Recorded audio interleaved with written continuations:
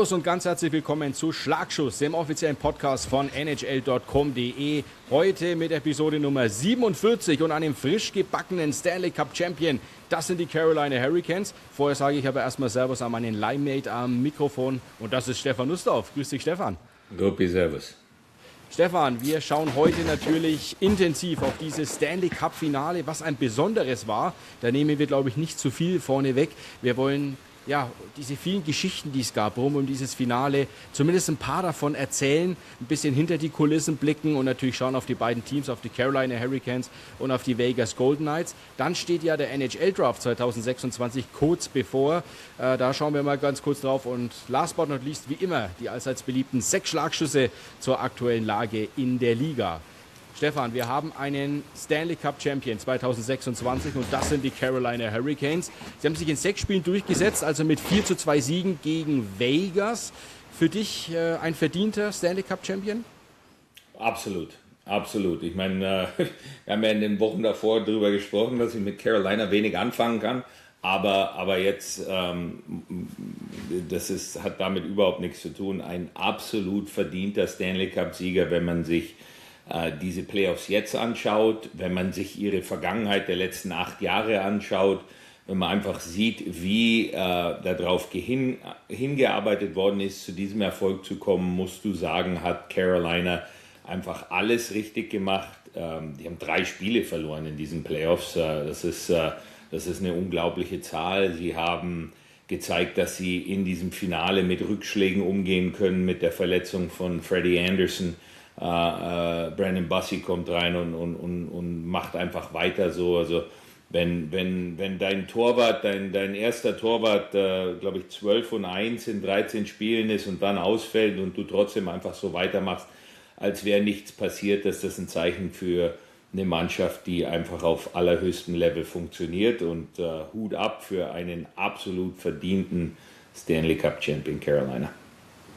Vor Beginn der Stanley Cup Finals, glaube ich, war insbesondere in Deutschland, nachdem ja kein Deutscher dabei war, erstmal so, okay, Carolina, Vegas, weiß ich nicht, ob das jetzt so interessant ist. Aber ich muss ja ganz ehrlich sagen, insbesondere für den neutralen Zuschauer, also der jetzt nichts mit den Golden Knights oder mit den Hurricanes anfangen konnte, war das doch eine absolut atemberaubende Serie. Es gab so viele Führungswechsel, Momentumwechsel.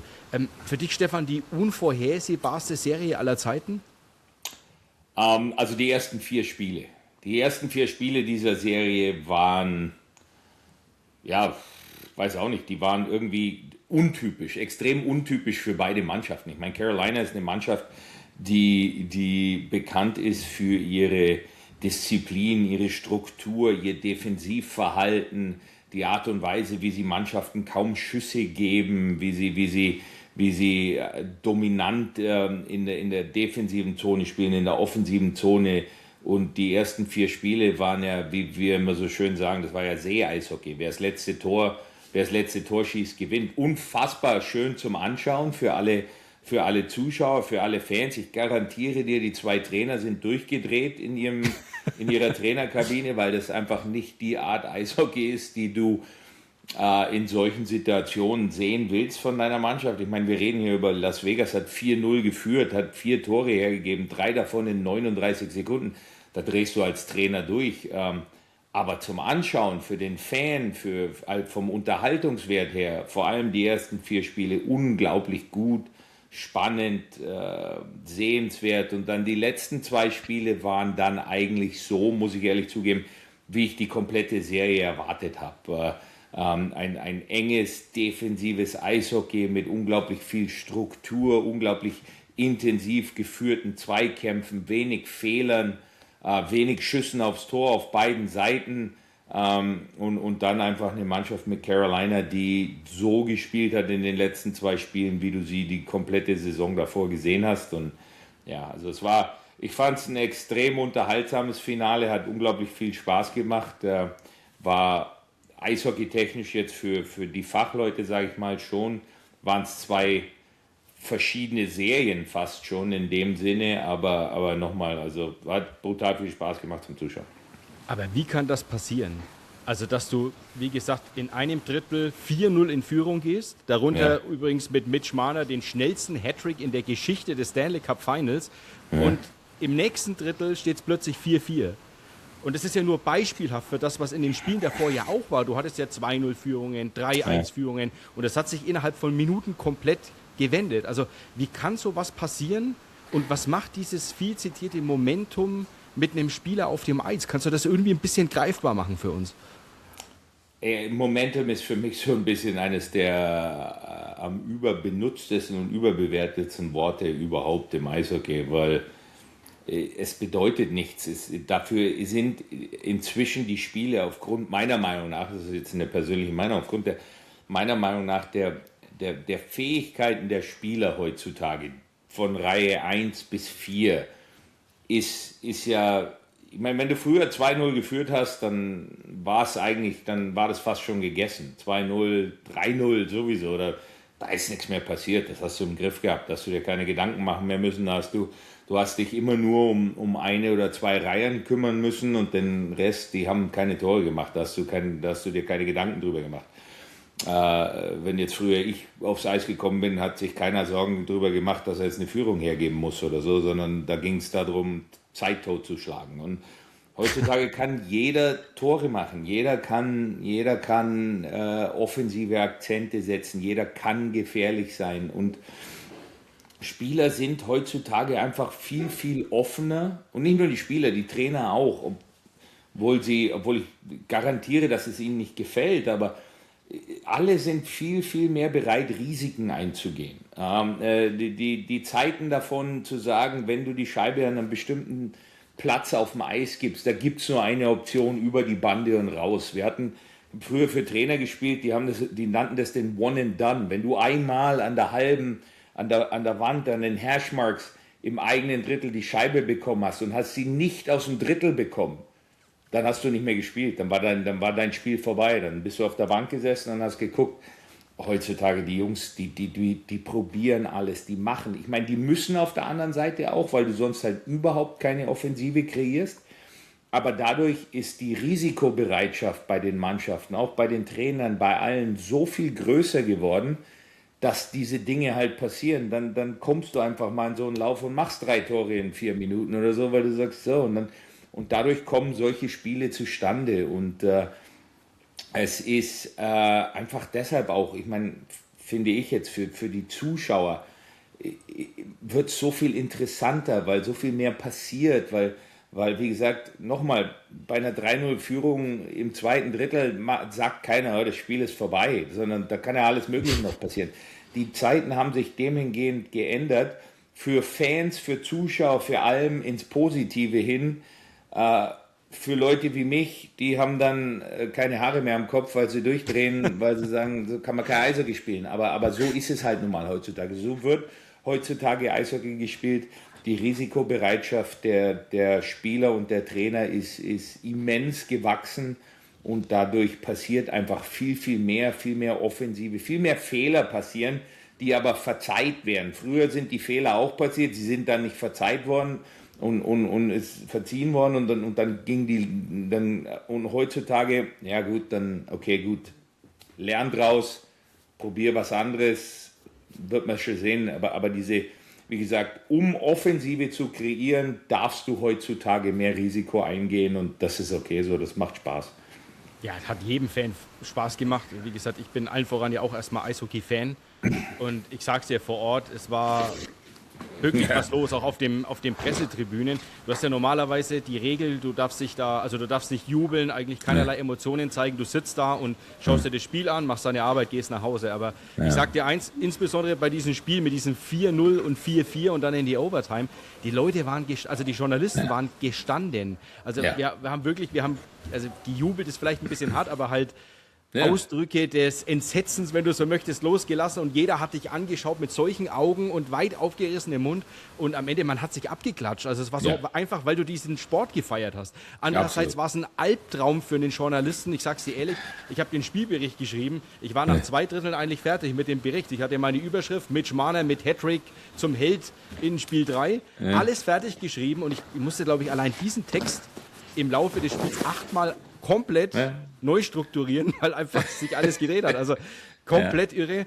Aber um nochmal reinzuhaken, Stefan, weil ich glaube, das interessiert wirklich alle. Du hast gerade gesagt, Momentum ist für dich super überbewertet. Aber es gibt es doch de facto. Weil anders ist doch das nicht zu erklären. Also nochmal, wie fühlst du das auf dem Eis oder fühlst du da gar nichts? Da fühlst du diese Schwünge, diese Momentumwechsel, die passieren inzwischen einfach so oft, dass ich da schon überhaupt keinen Wert mehr drauf lege. Früher war es ein Momentum-Change pro Spiel, so hey, jetzt kommen wir wieder zurück in dieses Spiel, jetzt haben wir eine Chance, wenn wir jetzt weitermachen. Das gefühlt passiert das ja in jedem Drittel 3-mal heutzutage. Das ist einfach Eishockey heutzutage. Das ist schon kein Momentumwechsel mehr, sondern so wird halt heutzutage gespielt. Normalität. Gib's halt mal 3 her, das ist kein Problem, schieß mal halt 3 in den nächsten 5 Minuten. Das ist einfach, weißt du, wie ich meine, das ist so, ja klar sind das noch diese Wechsel im Momentum oder so, aber du siehst es ja, dass es dann auch anders geht, hast du ja gesehen in den letzten 2 Spielen dieser Serie, wenn die Konzentration dann einfach eben auch ein bisschen mehr auf die fundamentalen Dinge gelegt werden, auf die Defensive. Dann hat Carolina eben auch so angefangen zu spielen, hat viel intensiver auch auf den Körper gespielt, gefühlt und hat dann im Endeffekt meiner Meinung nach Las Vegas auch einfach die Luft weggenommen. Die waren platt, die haben keine Power mehr gehabt, die mussten sehr viel mehr spielen in diesen Playoffs als Carolina, was auch wieder ein hervorragendes Beispiel dafür ist, dass jedes Spiel in den Playoffs, das du nicht spielst, extrem wichtig sein kann für dich. Sprich, je mehr Pause du hast, klar macht sich jeder Sorgen, Carolina verliert Spiel 1 gegen Montreal und jeder sagt, das war, weil sie so lange rumgesessen sind. Klar hat das damit was zu tun, aber im Endeffekt ist das die Regel und die gilt einfach so. Jedes Spiel, das du nicht spielst, ist ein wichtiges Spiel am Ende des Tages. Ja, und die Anpassungen, von denen ja immer geredet wird, die Adjustments von den Trainern, ich finde, die waren ganz klar zu sehen. Also vor allem nach den ersten 2,5 Spielen, die Teams sind einfach anders aufgelaufen. Beide, muss ich sagen, aber insbesondere Carolina. Im Endeffekt, die ersten 3 Spiele hast du wirklich Vorchecking pur gesehen. Mit 1, 2, manchmal gefühlt sogar noch einen dritten Spieler voll drauf gerumpelt, kostet es, was es wolle, und dadurch hattest du so viele Turnover und es ging plötzlich in die andere Richtung und das hat sich komplett gedreht. Plötzlich hattest du nur noch einen Vorchecker, die anderen haben die neutrale Zone abgeriegelt. Also, wie du so schön sagst, es waren eigentlich 2 Serien und das hat es super interessant gemacht. Fand ich eben auch, und vom Eishockey, von der Analytik her, wenn du Spiel von mir aus jetzt, sag ich mal, Spiel 3 mit Spiel 6 vergleichst, siehst du analytisch 2 komplett verschiedene Spiele. Ich meine, du hattest davor 6, 7, 3 gegen 2 Situationen, 2 gegen 1 Situationen, Breakaways. Wie viele Alleingänge haben wir in den ersten 4 Spielen gesehen? Weißt du, ich meine, also, es war ja unfassbar, wie viele Lücken da waren, weil halt jeder ultra aggressiv auf Offensive gespielt hat und gesagt hat, nein, ich schieße. Das hört sich jetzt blöd an, aber das waren wie die Edmonton Oilers, wenn Grant Fuhr gesagt hat, beim Stand von 6-6 hat er gesagt, macht euch keine Sorgen, den nächsten halte ich. Ja, okay. Also schon 6 gefangen, weißt du, ich meine, aber das war so, man hat einfach, wie gesagt, es war so wirklich eine andere Art Eishockey in den letzten 2 Spielen und es war etwas, was du für dieses Level und für diesen Zeitraum des Jahres im Finale erwartest du das eigentlich nicht. Da denkst du nicht, dass du ein Spiel siehst mit einer 4-0-Führung, das ausgeglichen wird. Da sitzt du da und sagst, kann nicht sein, dass jetzt gerade, wenn das irgendwann im Anfang Januar oder so ein Spiel Nummer 45 passiert, wo keiner Lust hat, wo jeder sagt, jetzt sind wir gerade mal bei der Hälfte. Okay, gut, da kann ich, aber im Stanley Cup Finale habe ich sowas nicht erwartet. Und auf der anderen Seite, wie gesagt, mein Gott, den Carolina Hurricanes wird es komplett egal sein, weil die sind Stanley Cup Sieger und wie du da hinkommst, ist ja sowieso völlig wurscht. Und sie haben einen Weg gefunden, diese 4 Spiele zu gewinnen und am Ende fragt sowieso keiner mehr, wie das passiert ist, sondern es geht nur darum, 4 Spiele zu gewinnen und das haben sie gemacht. Lass uns ein bisschen auf diese Geschichten, auf diese vielen bunten Geschichten schauen, die dieses Stanley Cup Finale erzählt haben. Wir würden es gerne ein bisschen nacherzählen und eine davon betrifft den Kapitän der Hurricanes, Jordan Staal. 37 Jahre alt, wenn ich ehrlich bin, ich hätte nicht mehr allzu viel auf ihn gegeben, dass er nochmal ein Game Changer wirklich sein kann. Er holt die Conn Smythe Trophy als Playoff MVP, also nur so viel dazu. In den ersten 5 Finalpartien immer getroffen, nur in Spiel 6 nicht, kommt in den kompletten Playoffs auf 8-4-12 in 19 Spielen. Also heißt, er war eigentlich der absolute Finalspieler für die Carolina Hurricanes und hat so seine Spezialität immer wieder eingebracht. Konsequent vors Tor gezogen, da hat er richtig von Latz bekommen. Ihm war es egal. Abstauber, Abfälscher, viel Schatten gespendet für den Torhüter, für Carter Hart. Hand aufs Herz, Stefan, hättest du einem Jordan Staal das noch zugetraut? Conn Smythe Trophy Winner 2026? Muss ich jetzt vielleicht ein bisschen anders. Ich weiß jetzt nicht, ob ich ihm die Conn Smythe Trophy gegeben hätte, sagen wir es mal so. Die Art und Weise, wie er Eishockey gespielt hat, wie er aufgetreten ist, was er für Carolina gemacht hat, ja, weil das macht er immer. Das macht er seit 10 Jahren so. Das hat er jetzt gemacht, das macht er die ganze Saison über. Dass er jetzt natürlich 5 Spiele hintereinander getroffen hat, war eher ungewöhnlich für ihn, sage ich jetzt mal. Das war ein super Lauf. Aber das, was er gemacht hat, ist sein Spiel. Das macht er immer. Und der Fakt ist einfach, dass Las Vegas keine Antwort auf ihn gefunden hat. Sie haben diesen Verteidiger nicht gehabt, der sich körperlich mit Jordan Staal beschäftigen konnte vor dem Tor und in den Ecken. Sie haben den defensiven Mittelstürmer nicht gehabt, der sich körperlich mit Jordan Staal beschäftigen konnte. Sie haben keine Antwort gehabt auf ihn. Die Reihen haben super gut funktioniert. Nikolai Ehlers hat eine unfassbar starke Playoffs gespielt und war genau der Counterpart zu Jordan Staal, den du in solchen Reihen brauchst. Und die Art und Weise auch, wie diese Reihe zusammengestellt war mit Ehlers, mit Staal, mit Jarvis dann, der die letzten paar Spiele dort gemacht hat, war perfekt. Du hast 2 Mann gehabt, die auf Außen extrem schnell zum Vorchecken gegangen sind. Staal kam rein, die Scheibe geholt, die Scheiben sind verteilt worden und er kennt seine Aufgabe, er geht zum Tor. Und das gepaart mit seiner unfassbaren Bully-Stärke, die dafür gesorgt hat, dass sie 9 von 10, sage ich jetzt mal zum Beispiel, Überzahlspielen mit Scheibenkontrolle angefangen haben. Alle diese Dinge. Er war dominant in seiner Rolle, die er immer so ausfüllt, schon seit 10 Jahren, aber dieses Mal war er noch dominanter, auch aufgrund dessen, dass Vegas einfach 0 Antwort auf ihn hatte. Aber wem hättest du dann die MVP-Trophäe gegeben? Schwierig, ehrlich gesagt schwierig. Jackson Blake war am Ende, vor allem in den letzten 2 Spielen, für mich ein absoluter Faktor mit seinen Punkten. Taylor Hall hat gut gepunktet, hat wichtige Tore gemacht für sie. Also es war schwierig. In dem Sinne, ich meine, nochmal 12 Punkte in 19 Spielen ist ein bisschen wenig für einen MVP für mich, aber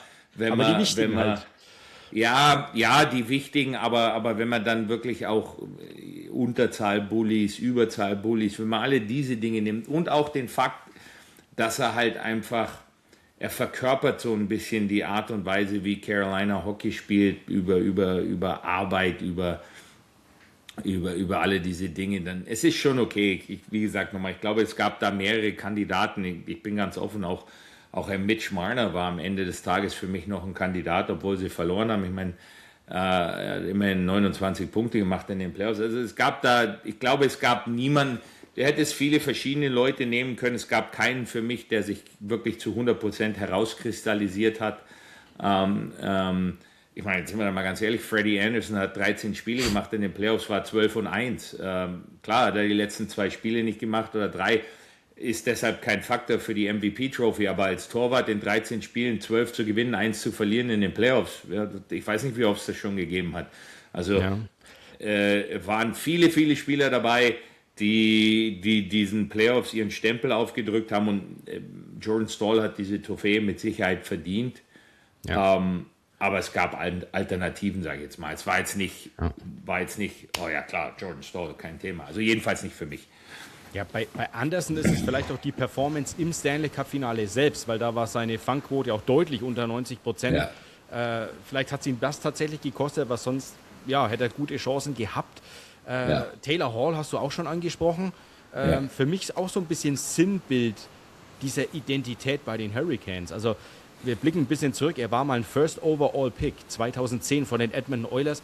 Galt immer als reiner Offensivspieler eigentlich, ne? Technisch stark, aber immer ohne diese letzte Konsequenz. Härte hat gefehlt, manchmal Wille zur Defensivarbeit. Jetzt holt ihn Carolina in die Mannschaft. Eigentlich ein Spieler, der, also ich habe damals gesagt, der passt doch überhaupt nicht zu den Hurricanes von der Art und Weise, wie die spielen. Und irgendwie haben aber die Carolina Hurricanes einen ganz anderen neuen Spieler aus diesem Taylor Hall gemacht. Ich meine, er ist zum Arbeiter geworden, er geht plötzlich die Wege nach hinten, er fügt sich voll ins Kollektiv ein, zieht sich nicht drüber oder drunter. Der Lohn, gute Produktivität, trotzdem 19 Punkte in 19 Spielen. Er hat die Top-Reihe angeführt mit Stankoven und Blake und er hat im Alter von 34 Jahren jetzt den Stanley Cup geholt. Also wie konnte dieser Wandel in Raleigh gelingen? Wie kann aus einem Individualisten wie Taylor Hall plötzlich so ein mannschaftsdienlicher Spieler werden und dann noch mit diesem Happy End? Ich würde jetzt mal behaupten, es ist einfach die Erkenntnis von Taylor Hall, dass wenn er sein Ziel erreichen will, und sein Ziel war ja, ist der Stanley Cup gewesen, ganz offensichtlich, dass er dann Sachen verändern muss. Und dass er dann eben, wenn er nicht weiter getradet werden will und zu Mannschaften wie Chicago geht und sonst und den unteren Mannschaften, denen die eben keine Chance haben, wenn er bei einer Mannschaft spielen will, die die Chance auf den Stanley Cup hat, dass er dann halt auch was ändern muss in seinem Spiel. Und das hat er gemacht. Und er ist ein perfektes Zeichen dafür, dass ein Spieler sage ich jetzt mal, vielleicht seine eigenen Dinge erstmal hinten angestellt hat, um sich ins Kollektiv einzufügen und dann innerhalb der Zeit gemerkt hat, stopp mal, wenn ich das jetzt so mache, wie das hier alle anderen auch machen, bedeutet das ja auf gar keinen Fall, dass mir dadurch irgendwas verloren geht. Im Gegenteil, ich kann dann in den wichtigen Phasen einer Saison meine Qualitäten mit einbauen, kann in den Playoffs einen Punkt pro Spiel machen, kann ein absolut elementarer Teil eines Stanley Cup Winning Teams werden. Das ist Erkenntnis, glaube ich. Lerneffekt ist das, was in so einem Moment mit einem Spieler wie Taylor Hall dann passiert. Und der Wille dann einfach zu sagen, halt, wenn ich mein ultimatives Ziel erreichen will, und mein ultimatives Ziel ist der Stanley Cup, dann muss ich vielleicht die eine oder andere Sache in meinem Spiel ändern. Und das hat er gemacht. Und jetzt ist er an seinem Ziel angekommen. Und jetzt auf einmal redet man darüber, dass Taylor Hall vielleicht sogar ein Hall of Famer ist. Das hätte vor 2 Jahren kein Mensch gesagt. Glaubt mir niemand. Kein Mensch hätte auch nur ansatzweise daran gedacht, dass Taylor Hall ein Hall of Famer ist, obwohl er MVP geworden ist. Er hat die Hart Trophy gewonnen in New Jersey. Und deshalb hätte trotzdem kein Mensch gesagt, Taylor Hall gehört in die Hall of Fame. Jetzt wird wenigstens drüber geredet. Und das zeigt einfach wieder, dass du, ja, das ist ein Lerneffekt, hoffentlich auch für viele junge Spieler. Fakt ist, und ich sage jetzt nicht, ich will jetzt damit nicht sagen, dass Taylor Hall ein egoistischer Eishockeyspieler war oder sonst irgendwas, das ist überhaupt nicht der Punkt. Aber der Fakt ist, dass du einfach als Individualist nicht an dein Ziel kommst im Eishockey. Das ist nicht möglich. Das geht vielleicht in der einen oder anderen Sportart, ist sowas möglich. Im Eishockey funktioniert das nicht. Im Eishockey funktionierst du nur als Kollektiv, als Mannschaft, wenn jeder seinen Teil dazu beiträgt, dass der Nebenmann gut aussieht. Das ist das A und O davon, wenn du Erfolg als Mannschaft haben willst, und das hat Carolina. Ja, und wie du gerade sagst, also im Endeffekt, der Beleg dafür ist ja im Endeffekt die Mannschaft der Carolina Hurricanes 2026, die ohne einen einzigen wirklichen Superstar, ich meine, die haben gute Spieler, auch Starspieler, wenn du so willst, aber ein Superstar ist für mich ein Spieler, der 80, 90 eigentlich schon dreistellige Punkte macht, das ist für mich ein Superstar und den hat sie de facto nicht und trotzdem holen sie eben den Stanley Cup durch eine Mannschaftsleistung, durch Teamgeist. Ja, und durch den Buy-in von wirklich jedem einzelnen Spieler, egal ob der 4. Reihe Sturm gespielt hat oder 7. Verteidiger war oder, weiß ich nicht, 2., 3. Torhüter. Wahnsinn.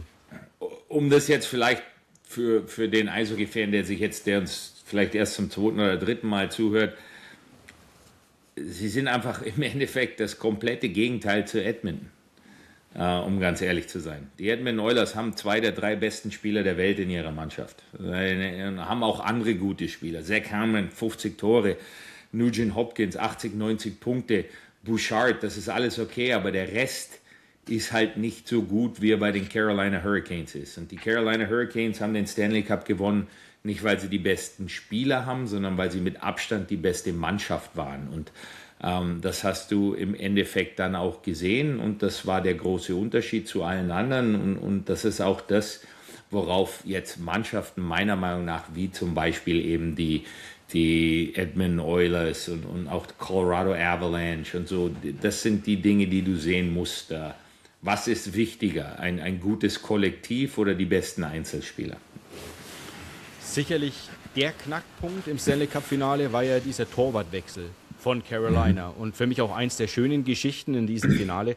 In Spiel 3 wird der eigentlich unantastbare Starter Freddie Anderson nach dem zweiten Drittel gezogen, war wahrscheinlich auch angeschlagen, könnte man damit begründen, dass er im nächsten Training gefehlt hat, auch nicht mehr auf der Bank war in den kommenden Spielen. Die große Frage ist nur, warum hat er dann zuvor gespielt? Aber lange Rede, kurzer Sinn. Für ihn kommt dieser Brandon Bussi rein, der die meisten Spiele in der regulären Saison gemacht hatte, dann auch gleich mal in der Overtime eine richtige Wurstsemmel kassiert, um es mal auf gut Deutsch zu sagen. Doppelt abgefälschter Schuss von Theodore, dann über den Schläger des Mitspielers, über den Schlittschuh dann rein. Also eigentlich sprach alles dafür, dass das nichts wird, aber er kommt rein, startet 3-mal, holt 3 Siege und in diesen 3 Spielen 92,6% Fangquote, 1,67 Gegentore pro Spiel und dann am Ende noch die Krone obendrauf, ein Shutout beim Stanley Cup Clinching Game 6, das 3:0. Stefan, für dich die Frage, hättest du dich so einen Torwartwechsel getraut? Was war im Finale mit Anderson los? Sollte man vielleicht auch nochmal überlegen. Und war Bussi tatsächlich der entscheidende Gamechanger für die Carolina Hurricanes auf dem Weg zum Stanley Cup? Ich glaube, der Torwartwechsel war alternativlos, weil ich glaube, dass Anderson verletzt ist. Ich glaube, Anderson hat sich bei dem aberkannten Tor von Jack Eichel am Kopf verletzt, am Nacken verletzt. Ich glaube, dass das danach bei ihm doch gesundheitlich was nicht gepasst hat. Das ist jetzt von außen, wie gesagt, das, was ich glaube gesehen zu haben. Ob es stimmt oder nicht, weiß ich nicht. Aber was halt auch in dem Sinne für mich der entscheidende Faktor ist, dass mit dem Torwartwechsel hat Carolina auch seine Spielweise geändert. Ist weniger Risiko eingegangen. Wenn du Freddie Anderson hinten im Tor hast mit dem bis zum damaligen Zeitpunkt einem Save Percentage von 59 oder was weiß ich, was er war, das war ja unfassbar. Ja, dann gehst du vielleicht auch das ein oder andere Risiko mehr ein und sagst, der hält den dann schon da hinten. Ich kann schon noch mal nach vorne gehen, der kümmert sich dann schon. Es hat dann nicht mehr so funktioniert, mag gesundheitlich daran gelegen haben, dass er sich verletzt hat. Brandon Bussi kommt rein. Brandon Bussi ist ein Top-Torhüter in der NHL, hat die meisten Spiele gemacht, aber vielleicht dann doch nicht so diese Selbstverständlichkeit, sage ich jetzt mal, zu sagen, ja okay, so dass auch sich die Mentalität der Spieler vielleicht ein bisschen geändert hat und sie gesagt haben, okay, jetzt müssen wir dann doch, wir müssen besser spielen einfach vor ihm. Wir müssen ihn unterstützen. Wir müssen besser sein vor ihm, wir müssen weniger Risiko eingehen, wir müssen mehr Schüsse blocken, wir müssen mehr die Scheibe aus der Gefahrenzone finden, wir müssen besser vor dem eigenen Tor spielen. So, du hattest so das Gefühl mit Bussi, der reingekommen ist, der sehr, sehr gut gespielt hat, also ohne Frage, hat sich aber auch die Mentalität für mich der Carolina Hurricanes ein bisschen geändert und dadurch hat dann wieder alles zusammengepasst. Und gut, er war im Endeffekt vor allem in Spiel 6 dann im letzten Spiel, also gefühlt, ich glaube Vegas hätte noch 3 Tage spielen können und sie hätten kein Tor geschossen. Da war er dann mit Sicherheit ein ausschlaggebender Faktor für den Erfolg von Carolina. Vater des Erfolgs ist, glaube ich, zweifelsohne Rod Brind'Amour. Und was hat der denn bitte für eine Story hingelegt für die Eishockey-Geschichtsbücher? Als Spieler und Kapitän selbst den Stanley Cup gewonnen, 2006. Und exakt 20 Jahre später passiert es wieder. Er ist Trainer, er wird wieder Stanley Cup Champion mit den Hurricanes. Für mich wirklich ikonisch. Also wer die Fotos noch nicht gesehen hat, googelt es mal oder schaut euch in den sozialen Medien um. dieser Cuplift auf dem Eis. Oh, mir steht die Gänsehaut. Das ist kein Scherz. Also wirklich toll zu sehen. Muss ich wirklich sagen, ikonisch würde ich fast das Ganze nennen. Und dann aber auch, wie er oberkörperfrei in der Kabine nochmal gejubelt hat. Also er reißt sich das Hemd vom Körper, oberkörperfrei. Der hat ja einen Buddy, der ist ja, da können sich alle Spieler eine Scheibe abschneiden. Und wie er dann jubelt, also nochmal, mir läuft es eiskalt den Rücken gerade runter, einfach super zu sehen. Aber jetzt kommt noch eine Geschichte dazu. Rod Brind'Amour hat im Büro der Carolina Hurricanes einen Betonblock installiert, der so zwischen 16 und 20 Kilo hatte. Und jeder, der da vorbeigelaufen ist, also egal ob Mitarbeiter, Spieler oder sonst wer, der musste einen sogenannten Blue Cola Press machen. Also den Betonblock nehmen und ihn nach oben stemmen.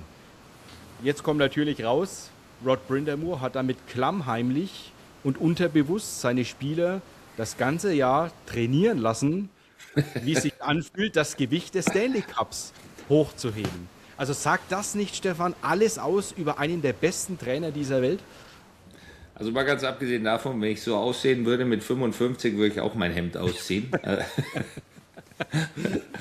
Ja, du gibst von mir auch Fotos ohne Hemd. Rod Brind'Amour ist ja bekannt dafür, dass er als Spieler schon ein unfassbares Arbeitstier war. Der war ja wirklich, die Geschichten sind ja legendär, dass man ihm den Schlüssel für den Kraftraum weggenommen hat, weil er zu viel Zeit im Kraftraum verbracht hat, weil er einfach zu hart gearbeitet hat.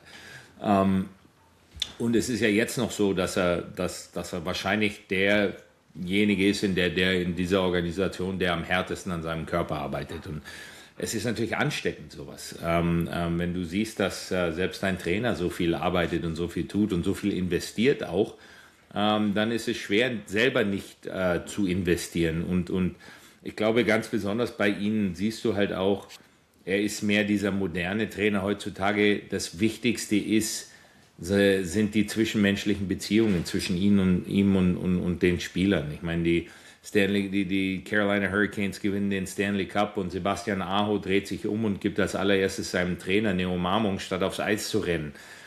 Das ist nicht wirklich, also klar, da ist nichts dabei, was vorher geplant ist in so einer Situation oder sonst irgendwas. Das ist alles rein aus den Emotionen raus. Aber daran siehst du ja, wie wichtig ein Rod Brind'Amour für diese Mannschaft ist. Ein Brandon Bussi sagt im Interview, welche Rolle Brind'Amour für ihn gespielt hat. Er hat gesagt, er hat an mich geglaubt. Und wenn dieser Mann an mich glaubt, dann kann ich Berge versetzen. Und das hast du gespürt einfach. Du hast gespürt, wie sehr das eine Einheit war. Das war nicht Trainer-Mannschaft, das ging nicht in die Richtungen, sondern das war eine Einheit, das war eine Truppe, die zusammen Erfolg haben wollte und die bereit war, dafür alles zu investieren und auch auf Dinge zu verzichten. Kein Mensch hat sich über seine Eiszeiten beschwert oder wird sich über seine Eiszeiten beschweren. Es ging nur um den gemeinsamen Erfolg und da gehört er einfach mit dazu und war auch der Anführer.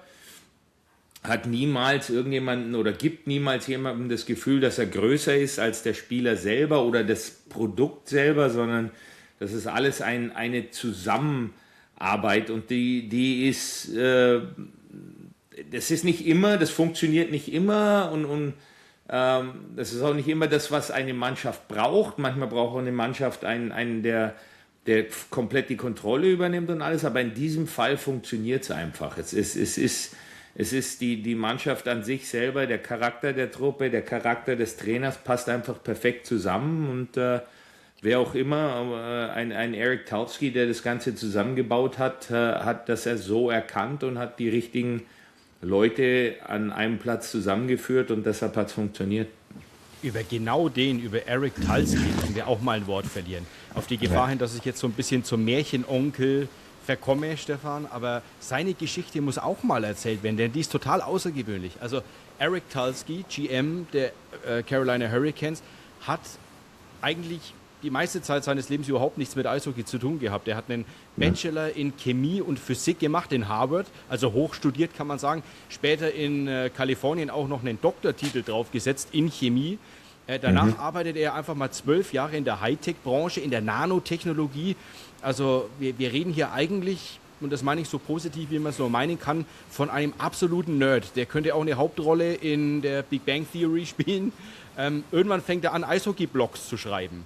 Aber als Wissenschaftler fasst er das Ganze auch genauso an und schreibt eben, ja, aus genau so einer Sicht. Er schreibt Analysen über Puckbesitz im Eishockey, über Zone Entries, warum ist Dump and Chase altmodisch, wie kann man sicherer in die Zone kommen. Lauter diese Dinge und plötzlich wird die NHL auf ihn aufmerksam. Er startet bei den Nashville Predators als Analyst 2012, dann 2014 geht er zu den Carolina Hurricanes, das ist jetzt 12 Jahre her, und arbeitet sich da Stück für Stück immer weiter hoch. Also erst Analyst, erst Berater, dann Analyst, dann Managing Analyst, 2020 wird er dann Assistant GM, 24 dann General Manager des kompletten Clubs. Also das gerade mal 2 Jahre her. Und wir wollen auch nicht vergessen, seitdem, also seit 2024, hat er ganz, ganz wichtige Puzzlesteine für die jetzige Meistermannschaft mit dazugeholt. Und andere Top-Deals eingefädelt. Mikko Rantanen, Martin Netschas, Logan Stankoven. Also das waren Blockbuster-Deals. Und wie gesagt, und die Puzzlesteine, Sean Walker, Shane Gostisbehere, Alex Nikishin, Keandre Miller oder auch im Sturm Jackson Blake, Taylor Hall, Logan Stankoven, über die haben wir jetzt alle gesprochen. Ehlers Bassi, also die Liste ist endlos. Er hat den Kader gebaut. Er ist der Architekt dieser Mannschaft. Und nach 12 Jahren, nochmal, wird aus einem Nerd ein Stanley Cup Champion. Stefan, du bist selbst Sportdirektor in der DEL. Was begeistert dich an so einer Story? Was begeistert dich an diesem Lebenslauf von Eric Talski? Also nochmal, das ist jetzt nur von außen her meine Meinung. Fakt ist, dass das nur funktioniert in Zusammenarbeit mit Rod Brind'Amour, behaupte ich. Dass Eric Talski ein Analytiker ist, ein New School GM, der sich auf die Wissenschaft verlässt, der sich mit Rod Brind'Amour zusammensetzt, der Rod Brind'Amour sagt zu ihm, welchen Spieler er haben möchte, braucht, welchen Spielertyp, und dann Eric Talski seine analytischen Fähigkeiten dafür benutzt, zu finden, welcher Spieler am besten in das passt, was Rod Brind'Amour möchte, und dann wird ein Spieler dieser Sorte geholt.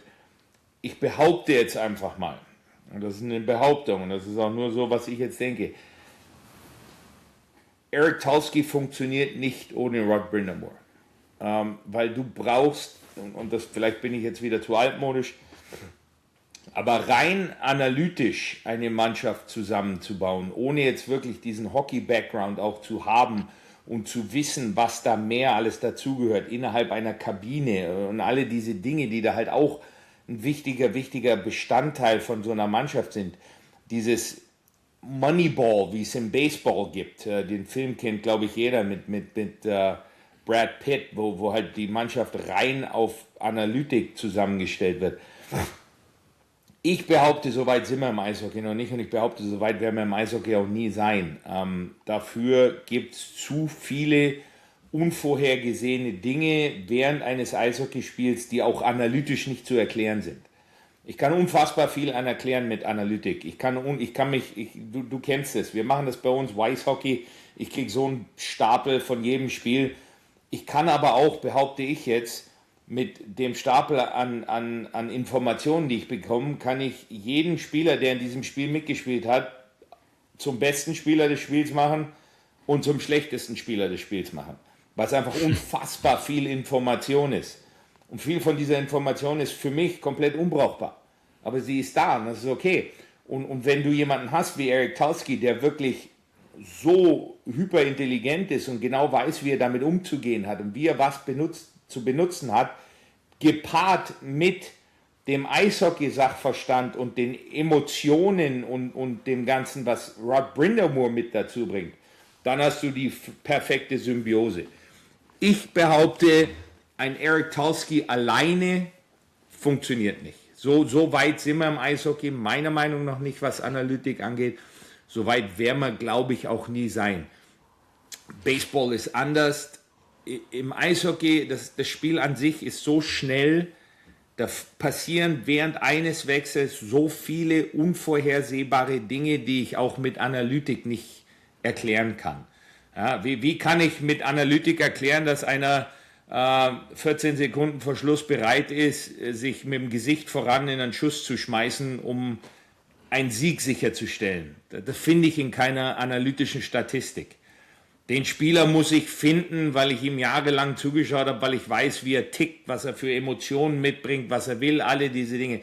Das finde ich nicht mit Analytik. Mit der Analytik kann ich viele andere Dinge finden. Da kann ich meine Mannschaft zusammenbauen, da kann ich meine erste, zweite, dritte, vierte Reihe. Das ist alles okay.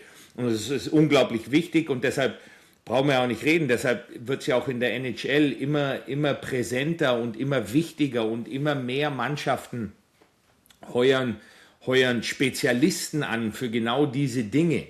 Aber immer gepaart mit Eishockey, mit alter Schule, Eishockey, Sachverstand und emotionaler Verbundenheit zum Spiel selber. Und da haben die Carolina Hurricanes für mich jetzt einfach im Augenblick die perfekte Symbiose gefunden mit Brind'Amour und Tulsky zusammen. So sehe ich das. Jetzt kommen wahrscheinlich 100 Leute, die sich besser damit auskennen und sagen, du bist völlig bescheuert, aber so sehe ich so. Ich würde wahnsinnig gerne bei uns in Nürnberg extra jemanden anstellen, der sich nur um die analytischen Dinge kümmert, um mir mehr Informationen zu geben, dass ich dann zusammen mit meinem Trainerstab bestimmte Entscheidungen fällen kann. Aber wie gesagt, ich glaube, das eine und das andere alleine, also nur Analytik funktioniert nicht. Ich bin immer noch der Meinung, dass du Eishockey auch komplett ohne Analytik noch gut machen kannst. Sehe ich kein Problem drin. Aber es bewegt sich doch immer mehr auf diese Zusammenarbeit hinzu, dass einfach zu viele Dinge wichtig sind, auf die wir noch gar nicht aufpassen heutzutage. Ich finde deinen Ansatz ja ohnehin super spannend, Stefan, weil du bist ja ein Sportdirektor, der achtet sehr viel drauf, was sagen denn andere eigentlich über einen Spieler, bevor ich den überhaupt hole. Du hast mir das auch mal schön erklärt, ich hoffe, ich darf das verraten, dass du beim Scouting immer sehr genau drauf schaust, was macht denn der Spieler, wenn er nicht auf dem Eis ist. Also wie reagiert er auf der Bank auf bestimmte Situationen. Fand ich super interessant, aber nochmal, um es glatt zu ziehen, solche Leute werden doch in der NHL-Organisation sicherlich auch da sein. Du hast doch, keine Ahnung, 1 bis 3 oder 4 Assistant-GMs, die sich doch dann bestimmt um genau das auch kümmern. 100%. Deshalb ist, glaube ich, zum Beispiel der spezielle Berater des GMs in Carolina ist Justin Williams. Mr. Game 7, 3 Stanley Cups, Conn Smythe Trophy Winner. Der ist derjenige, der sich dann auch der ist das Bindeglied zwischen Tulsky und Brind'Amour. Das ist derjenige, der sich mit Tulsky über die Analytik unterhält, der aber mit Brind'Amour dann eben auch die Eishockey-Sachen bespricht und der dann auch als Bindeglied fungiert, behaupte ich jetzt mal. Das ist ein extrem wichtiger Bestandteil dieser ganzen Dinge, weil du einfach Wege finden musst, die Sachen miteinander zu verbinden, weil ich garantiere dir, dass es Situationen gibt, in denen Eric Tulsky sagt, Spieler XY ist die beste Lösung für unser Problem, weil er analytisch gesehen alle Voraussetzungen erfüllt, um den Job zu machen, und Rob Brind'Amour steht da und sagt, den will ich nicht haben. Aus was für Gründen auch immer, weil er sagt, mir gefällt die Körpersprache nicht, mir gefällt was auch immer das ist oder so. Und da muss es dann ein Bindeglied geben, und das ist, glaube ich, zum Beispiel in dem Sinne ein Justin Williams in Carolina. Hochspannend. Ich glaube, wir könnten stundenlang jetzt noch über die Carolina Hurricanes sprechen und was da auch hinter den Kulissen abgeht. Eine Frage habe ich tatsächlich noch zum frisch gebackenen Stanley Cup Champion. Denn nach so einem Sieg, nach so einer Meisterschaft kann oder könnte ja eine Dynastie entstehen. Wir kennen das aus Florida. Die haben dann einfach mal einen doppelten Stanley Cup gewonnen, zweimal hintereinander. Das hat Pittsburgh auch schon geschafft. Glaubst du, sowas kann in Carolina auch gelingen, oder war das jetzt ein One-Hit-Wonder? Nein, ein One-Hit-Wonder war es deshalb alleine schon für mich nicht, weil Carolina seit Jahren an die Tür klopft. Weil Carolina jetzt seit Jahren im Eastern Conference Final war, immer wieder eine Mannschaft war, die auch anfangs der Playoffs als Favorit gehandelt worden sind. Die sind ja seit Jahren an dem Punkt, wo jeder mit dieser Explosion gerechnet hat oder gesagt hat, es kann jetzt passieren. Von daher sehe ich sie schon gar nicht als One-Hit-Wonder. One-Hit-Wonder ist eine Mannschaft, die 10 Jahre nicht in den Playoffs ist, reinrutscht, den Stanley Cup gewinnt und wieder in der Versenkung verschwindet. Das sehe ich bei Carolina nicht. Die werden auf Jahre hinweg jetzt noch weiterhin eine Mannschaft, vor allem im Osten sein, die eine Favoritenrolle mit einnimmt. Sie sind altersmäßig von der Struktur her hervorragend aufgebaut. Sie haben viele unglaublich smarte, gute Verträge. Sie haben finanziell keine Situation, wo jetzt jemand um die Ecke kommt und sagt, ich brauche jetzt 14 Millionen im Jahr, sonst bin ich weg. Das sind alles so Dinge, die nicht passieren, weil sie strukturell sehr, sehr gut aufgebaut sind. Und sie haben jetzt natürlich, was dazu kommt, und das ist einfach immer mit das Wichtigste, sie haben Blut geleckt, sie haben gewonnen, sie wissen, wie sich das anfühlt. Und dieses Gefühl, wenn du das einmal hast, du willst es immer wieder. Und sie wissen jetzt auch, und sie haben gelernt in den letzten paar Jahren, sie haben oft verloren im Halbfinale, waren nicht in der Lage, den nächsten Schritt zu gehen. Jetzt sind sie so weit gekommen, jetzt haben sie gelernt, was vielleicht vorher gefehlt hat, was nötig ist, um diesen letzten Schritt zu gehen. Das wissen sie jetzt als Organisation, als Mannschaft, als Trainerstab. Und jetzt, für mich, werden sie jetzt noch gefährlicher.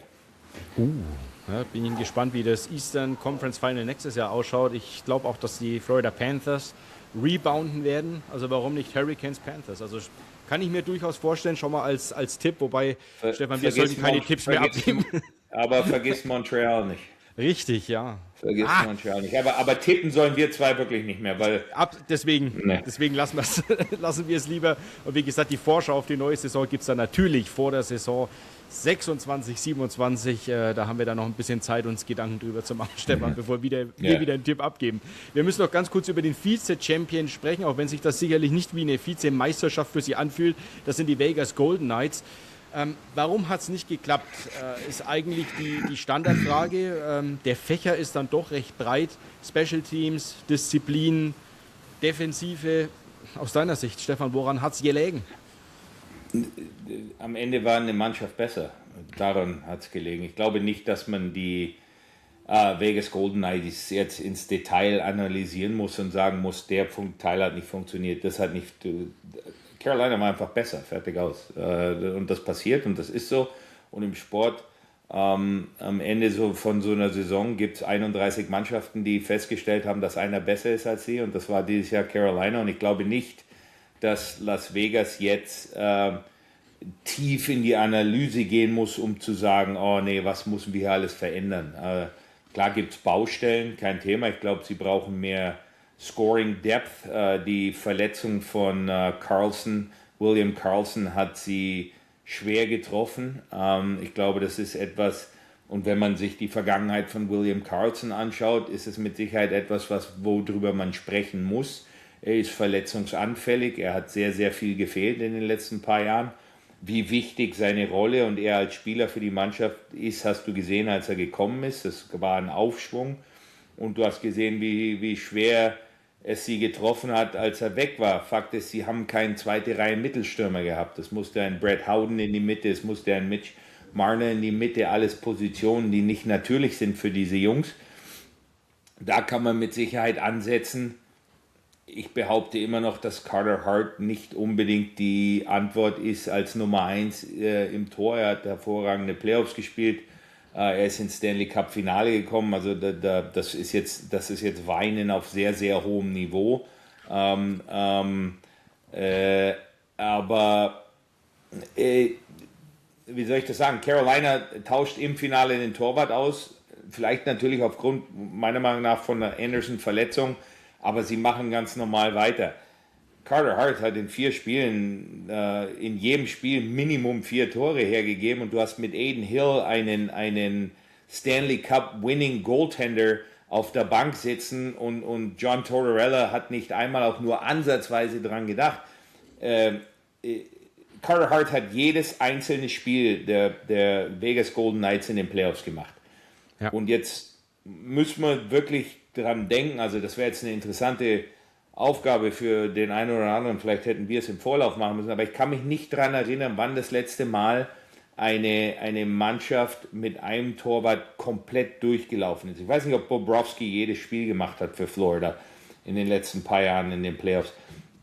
Also 1 oder 2 Wechsel gibt es eigentlich immer, nur auch aufgrund von der Physis her, weil es einfach unglaublich hart ist. Und Ich weiß nicht, ob Carter Hart und Aiden Hill zusammen als Paket, sage ich jetzt mal, die Antwort sind. Oder ob es vielleicht auch dran gelegen ist, dass ein John Tortorella als Trainer halt nun mal nicht an diesen Wechsel glaubt. Vielleicht hätte ein anderer Trainer anders reagiert in dieser Situation, das weiß ich nicht, das kann ich nicht beurteilen. Im Endeffekt ist es eine komische Situation, von einem Stanley Cup Finalisten zu sprechen, der 9 Spieltage vor Schluss seinen Trainer entlässt. Das ist alles ein bisschen typisch Vegas, aber nicht normal.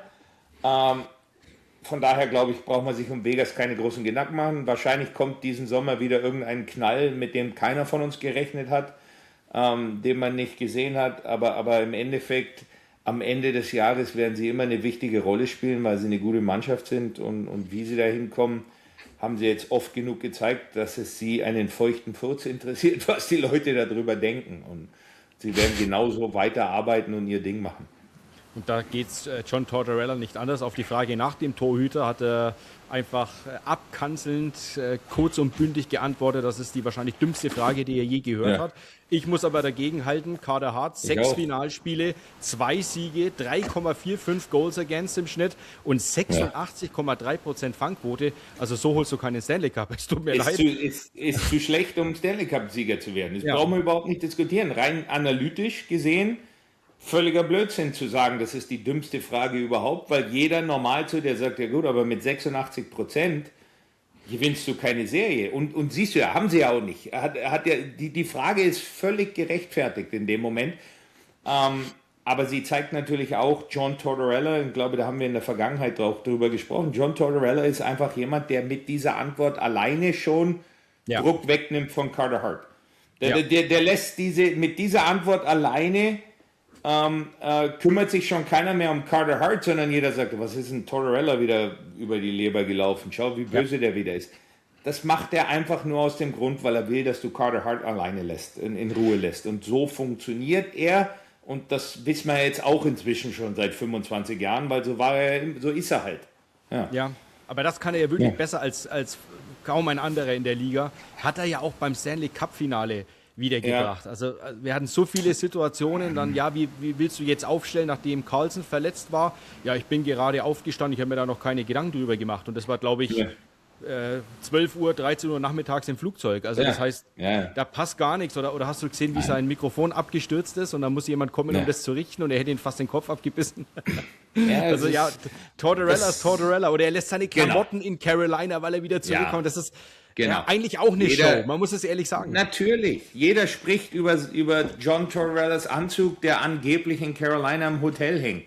Kein Mensch macht sich Gedanken darüber, dass Las Vegas vielleicht nicht so gut gespielt hat, dass Carter Hart ein bisschen schwächelt. Auf einmal redet da keiner mehr drüber, sondern jeder redet über John Tortorellas Anzug, der im Schrank hängt.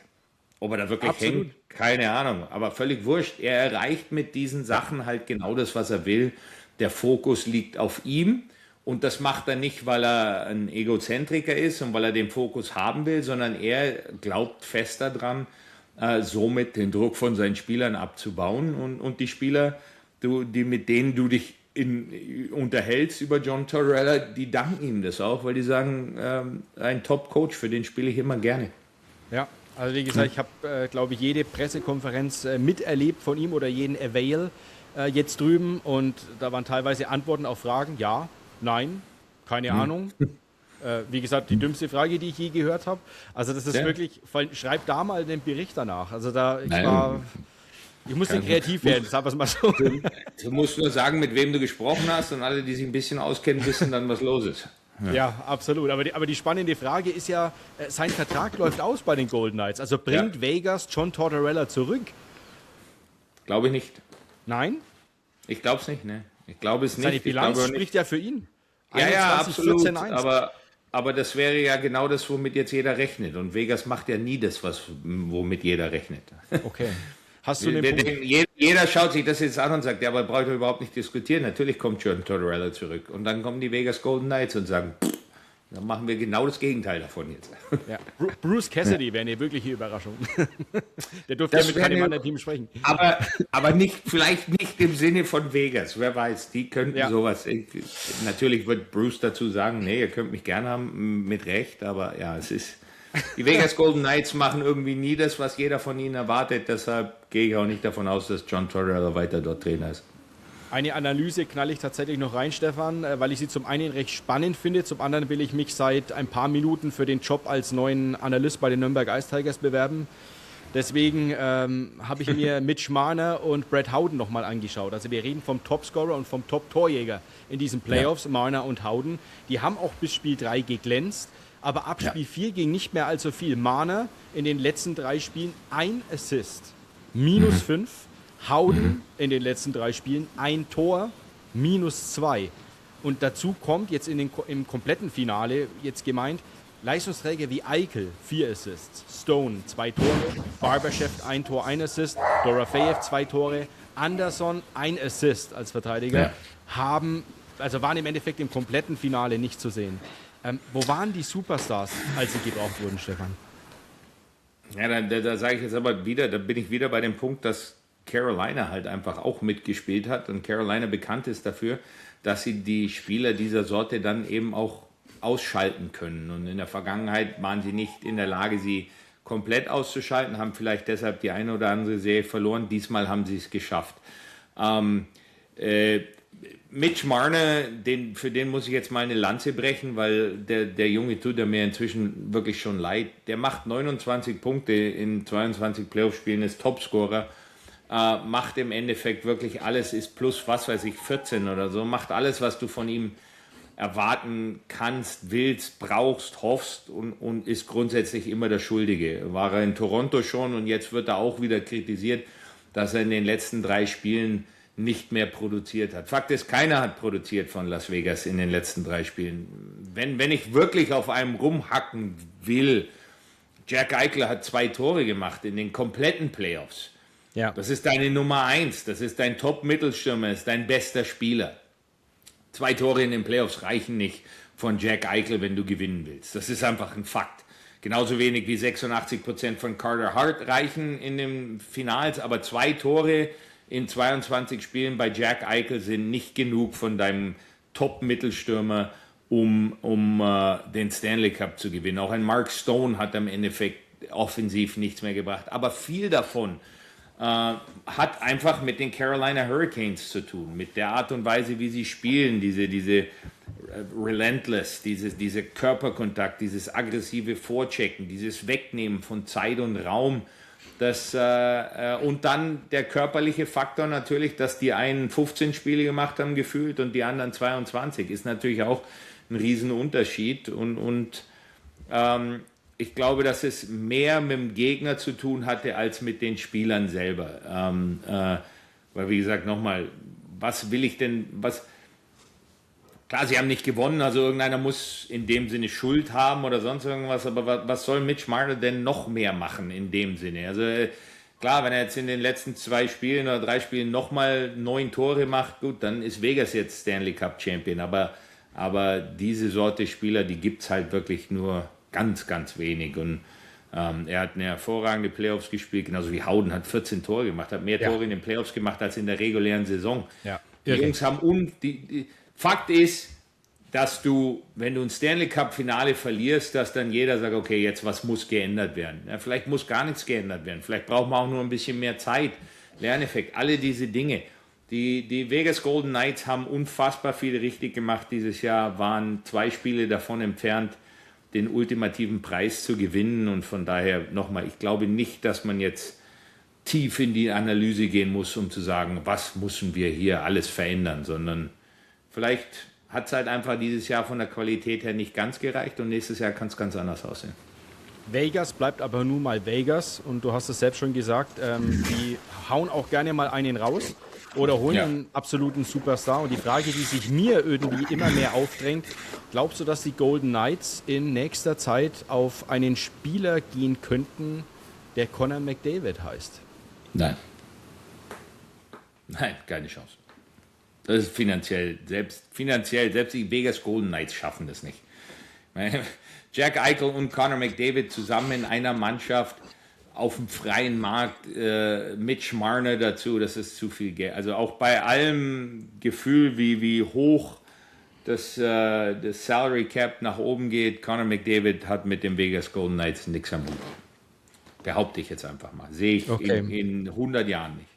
Okay, ich würde genau dieses Zitat dann rausholen, wenn es in einem Jahr tatsächlich passiert. Ja, du, nochmal, Vegas macht ja Dinge, die keiner voraussehen kann, aber irgendwie, ich kann auch nicht, wie gesagt, nochmal, ich kenne Connor McDavid jetzt nicht persönlich, ich höre ihn nur, ich sehe ihn nur, wie er sich verhält, wie er sich gibt, wie er auf bestimmte Fragen antwortet. Eher als Connor McDavid zu den Vegas Golden Knights oder dieses Cup-Chasing, Ring-Chasing, jetzt von unbedingt zu einer Mannschaft zu gehen, von der er zu 100% überzeugt ist, dass sie den Stanley Cup gewinnen, da sehe ich eher, dass er einen langfristigen Vertrag in Edmonton unterschreibt. Das ist einfach nur jetzt ein Gefühl her von dem Charakter, den ich bei ihm sehe, dass er sagt, nee, wenn ihr alle von mir erwartet, dass ich jetzt irgendwo anders hingehe, um meinen Stanley Cup zu gewinnen, bleibe ich hier und gewinne hier. Ich weiß auch nicht, warum ich das Gefühl habe bei ihm, aber so kommt er mir einfach rüber. Ja, schauen wir mal. Sagt ja schon der Kaiser. Stefan, wir schlagen das Kapitel Stanley Cup Finale 2026. Leider zu viele Gänsehautgeschichten dabei gewesen, aber wir drehen den Scheinwerfer nochmal in die Zukunft. Schauen auf den NHL Draft 2026. In genau 10 Tagen geht's los in Buffalo. Am 26. wird die erste Runde, am 27. Juni die 2. bis 7. Runde gezogen. Besonders interessant ist natürlich allen voran die Draft-Reihenfolge ganz am Anfang. Nacheinander dürfen ziehen Toronto, San Jose, Vancouver, Chicago, New York Rangers, Calgary Flames, Seattle Kraken. Also das wären dann schon mal die Top 7, wo man schon davon ausgehen kann, dass du einen Top-Spieler bekommst. Schauen wir doch gleich mal auf das First Overall Pick. Also die ersten Gerüchte werden schon wieder gekocht. Angeblich haben sich die Maple Leafs schon festgelegt auf einen Kandidaten, soll schon mündliche Zusagen gegeben haben, wen sie ziehen an erster Stelle. Und dieser Spieler soll Gavin McKenna sein. Wen würdest du anstelle von Toronto ziehen, Stefan? Und was für ein Spielertyp ist denn dieser Gavin McKenna? Was würde ich machen, wenn ich die Toronto Maple Leafs bin? Da gibt es viele verschiedene Möglichkeiten. Ich sage es ganz offen. Entscheide ich mich dazu, den ersten Pick zu behalten und Gavin McKenna zu ziehen, würde ich mir ernsthaft Gedanken darüber machen, wenn ich die Toronto Maple Leafs bin, Austin Matthews und Michael Nylander zu traden. Und würde von vorne anfangen, komplett. Würde alles über den Haufen schmeißen und würde einen kompletten Rebuild eingehen mit Gavin McKenna als meinem neuen Prunkstück, Superstar, allem drum und dran und würde sagen, okay, das dauert jetzt 5 Jahre, bis wir wieder gut genug sind. Warum würde ich das machen? Weil ich glaube, wenn ich die Mannschaft so, wie sie jetzt im Augenblick ist, nur Gavin McKenna dazu zu nehmen, macht dich nicht wirklich besser für die nächsten 1-2 Jahre. Das ist wird mit Sicherheit ein toller Eishockeyspieler und es muss gar nicht Gavin McKenna sein, es kann auch Ivar Sternberg sein, das kann auch Caleb Malhotra sein, das kann eigentlich sein, wer es will. Ein Spieler jetzt, der mit 18 zu den Toronto Maple Leafs kommt, als Nummer 1 Draftpick, macht die Maple Leafs meiner Meinung nach nicht eher zum Stanley Cup Contender, als sie es jetzt im Augenblick sind. Die Mannschaft ist im Grundgerüst nicht gut genug und ein 18-Jähriger hilft da meiner Meinung nach nicht besonders. Und jetzt kommt natürlich die Frage, Austin Matthews ist inzwischen 30 Jahre alt, glaube ich. Ja? Wie lange kriegst du aus ihm jetzt noch das raus, was du brauchst? Wie lange ist er noch der Nummer 1 Mittelstürmer, den eine Stanley Cup Winning Mannschaft einfach braucht? Oder ist er es überhaupt? Muss man auch mal ganz dazu sagen. Ich meine, ich will auf gar keinen Fall irgendwas wegnehmen, der 70 Tore im Jahr schießt, aber Fakt ist ja auch, dass die Schwankungen bei ihm auch relativ hoch und runter gehen. Er hat letztes Jahr, glaube ich, nicht mal einen Punkt pro Spiel gehabt. Es ist für mich eine sehr extrem spannende, aber extrem schwierige Situation in Toronto. Und ich glaube, wenn es Gavin McKenna ist, worauf es ja jetzt alles hinausläuft und so, weiß ich nicht, ob das für die nächsten 2 oder 3 Jahre in Toronto den großen Unterschied ausmachen würde. Von daher, neuer GM, wir haben noch keinen Trainer im jetzigen Moment, also es ist extrem spannend. Oft ist es natürlich so, dass wir in die Drafts reingehen und alles Mögliche und Feuerwerk erwarten und Trades hier und da und im Endeffekt passiert nie irgendwas. Wir werden abwarten müssen, was los ist. Ich finde die Situation in Toronto unfassbar spannend. Ich habe unglaublich viele verschiedene Ideen ist falsch, weil es keinen interessiert, aber Vorstellungen, was man da jetzt alles machen könnte. Und bin gespannt, was dann im Endeffekt wirklich passiert. Für mich das interessanteste Pick ist das zweite, denn es gehört den San Jose Sharks und ich bin mir immer noch unsicher, was mein Herzensclub machen wird und vor allen Dingen machen soll. Ich meine, die Optionen, es liegen eigentlich alle Optionen auf dem Tisch, wenn man mal ehrlich ist. Du kannst den dann noch besten Stürmer holen mit wahrscheinlich Ivar Stenberg, was übrigens meine Herangehensweise wäre. Ich würde den bestmöglichen Spieler nehmen und das ist wahrscheinlich Stenberg. Sie können aber auch einen dringend benötigten Verteidiger holen, denn was die San Jose Sharks brauchen, ist endlich mal ein Verteidiger, der die Franchise anführt. Und es gibt viele von guten Verteidigern in diesem Draft, aber es gibt auch noch Option Nummer 3 und das ist ein Trade für dieses Second Overall Pick, was ja sehr, sehr viel Wert haben dürfte und wer weiß, vielleicht kriegst du einen High-End-Verteidiger. Also was würdest du als Mike Greer machen? Was hältst du denn von Dylan Larkin nach San Jose für ein Second Overall Pick? Gar nichts, absolut nichts, null. Nein. Ja, vor allem brauchen wir jetzt einen Center? Nein, wir haben Macklin Celebrini. Du hast Macklin Celebrini auf 1 und Dylan Larkin auf 2. Wow. Ja, du kannst, aber nochmal, du kannst auch Nummer... also Larkin hat mir in Detroit überhaupt nicht gefallen. Deswegen, und Dylan Larkin die nächsten 5 Jahre mit 8,7 Millionen. Für mich zu teuer für einen Spieler wie Dylan Larkin. Also ich finde in Detroit, also nochmal, bei den Red Wings hat er mir überhaupt nicht gefallen. Wirklich. Olympia-Goldmedaille, 80 Punkte pro Saison. Also wärst du jetzt mit Moritz... Zweite Reise, ja, Moritz Seider habe ich vor ein paar Wochen zu dir gesagt. Da hast du gesagt... den geben sie nicht her. Ja, natürlich nicht. Würde ich auch nicht hergeben. Aber gut, aber schau mal, Stefan, wenn jetzt ein Simon Nemeth auf den Markt kommt von den Devils oder ein Adam Fox von den Rangers, was sie ja angeblich sogar tun. Aber nee, die zwei, also okay, ich kann 100% deinen Gedankengang nachvollziehen und ich sehe das genauso. Ich würde mir alles anhören. Bevor ich jetzt losgehe und sage, was im Endeffekt, wovon ich ausgehe, was passieren wird, ist, dass die San Jose Sharks an Nummer 2 einfach den für sie am besten Spieler nehmen. Ob das jetzt ein Chase Reed ist als Verteidiger, ob das ein Stenberg ist, ein Malhotra, ein Keaton Verhoff, wer weiß auch immer. Das weiß man ja nie. Aber ich gehe davon aus, dass sie einen Spieler ziehen werden sie sich alles anhören. Würde ich den Second Overall Pick hergeben für Simon Nemec oder Fox? Nein, würde ich nicht. Für den Pick müsste ich dann schon wirklich einen Verteidiger haben, von dem ich überzeugt bin, dass er die nächsten 12, 15 Jahre bei mir in der Aufstellung 24 Minuten pro Spiel abreißt. Und also bei Fox sehe ich es nicht aufgrund seines Alters und bei Nemec, der war die Nummer 2 und hat bis jetzt in dem Sinne nicht geschafft, sich in dieser Position so durchzusetzen, wie du das genau von dieser Position erwartest. Natürlich werden sie sich sehr, sehr viel mehr mit dieser Personalie beschäftigen, als ich das jetzt gemacht habe und werden genauer wissen, ob sie der Meinung sind, dass er das machen kann. Aber bis jetzt konnte er es nicht und deshalb weiß ich auch nicht, ob ich die Nummer 2 für eine ehemalige Nummer 2 von vor 4 Jahren hergeben würde. Von daher...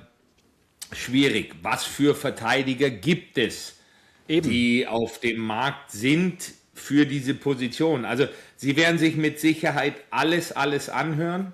Sie werden mit Sicherheit sogar Gespräche führen und im Endeffekt wird es darauf hinauslaufen, dass die San Jose Sharks den besten Spieler nehmen, der zu dem Zeitpunkt für sie am Draft da ist. Und ich sage es ja ganz offen, also Macklin, Celebrini und Stenberg zusammen in einer Reihe die nächsten 15 Jahre, damit kann man arbeiten. Also ja, das würde ich machen. Ja. Genau, deswegen sage ich würde Stenberg ziehen. Weil außer du gibst mir Moritz Seider für die Nummer 2. Ja gut, das unterschreibe ich dir mit Handkuss.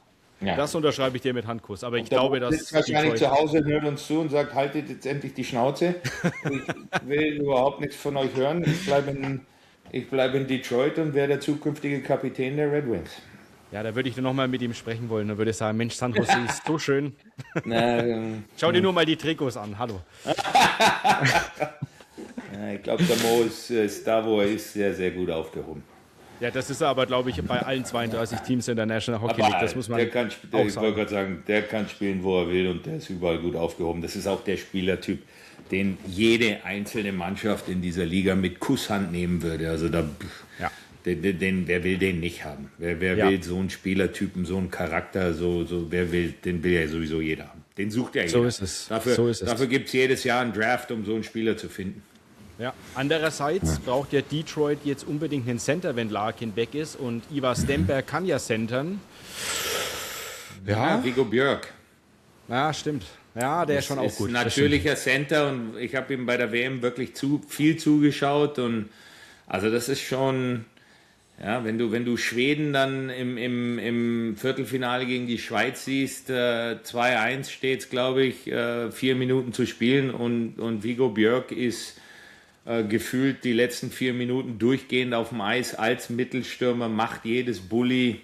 Ja. Das ist beeindruckend, in dem Alter so eine Rolle auf so einem hohen Level zu übernehmen. Und als natürlicher Center hat er sich mit Sicherheit bei dieser WM auch ganz, ganz weit noch mal nach oben gespielt in diesem Draft. Also war sehr, sehr beeindruckt von dem jungen Mann. Ja, also ihr seht, es wird ein sehr, sehr guter Draft. Ein Wort noch, Stefan, zu den vielen guten Verteidigern. Also es war selten, dass du so früh so viele Abwehrspieler eingeschätzt hast. Chase Reed hast du angesprochen, Keaton Verhoff, Carson Carrolls wollen wir noch nennen, Albert Smits, der ja auch mal kurz in der DEL gespielt hat. Welche Abwehrtalente hast du ganz vorne auf dem Zettel und warum? Die drei, die du jetzt gerade eben, also Chase Reed, Keaton Verhoff aber auch aufgrund seiner Weltmeisterschaft und der Rolle, die er da gespielt hat in einer guten lettischen Mannschaft. Albert Smits ist auch jemand, der sich nochmal meiner Meinung nach ein Stück nach vorne gespielt hat, weil er für sein Alter schon ein unfassbar reifes Eishockey spielt und mich auch ein bisschen, sage ich ganz offen, an einen Mo Seider erinnert, der offensiv Akzente setzen kann, der aber vor allem in der Defensive, in der Struktur, im körperbetonten Spiel seine Stärken hat. Und er ist die Sorte Verteidiger, der jetzt nicht unbedingt losgeht und Evan Bouchard-mäßig 90 Punkte im Jahr macht, aber wahrscheinlich, wenn es dann alles am Ende soweit ist, macht er seine 50, 60 Punkte im Jahr, spielt aber gefühlt 24 Minuten pro Spiel, egal ob du ein Tor brauchst oder eins verteidigst. Und für mich ein sehr, sehr interessanter Spieler. Mhm. Wir sind gespannt auf den NHL-Draft 2026. In 10 Tagen geht's also los. Last but not least, Stefan, knallen wir nochmal 6 Schlagschüsse zur Lage der Liga ins Mikrofon. Und der erste betrifft den Draft, aber den Draft 2027, also den in einem Jahr. Denn da scheint der First Overall Pick schon festzustehen. Es könnte mit Landon Dupont ein Verteidiger sein. Gerade hatten wir es noch davon. Was macht diesen Spieler so besonders, dass er schon jetzt so viele Vorschusslorbeeren bekommt? Weil er für sein Alter zum jetzigen Zeitpunkt einfach schon Dinge zeigt und macht, die du von Spielern in dem Alter nicht gewöhnt bist. Landon ist mit 16 schon ein absolut dominanter Spieler in der Western Hockey League, hat seine Mannschaft bis ins Memorial Cup Finale geführt, hat über 80 Punkte gemacht in der regulären Saison als Verteidiger, als 16-Jähriger in seiner zweiten Saison in einer schwierigen Liga und von daher, er hat schlittschuhläuferische Fähigkeiten, er hat offensiven Instinkt, ohne dabei die Defensive zu vernachlässigen.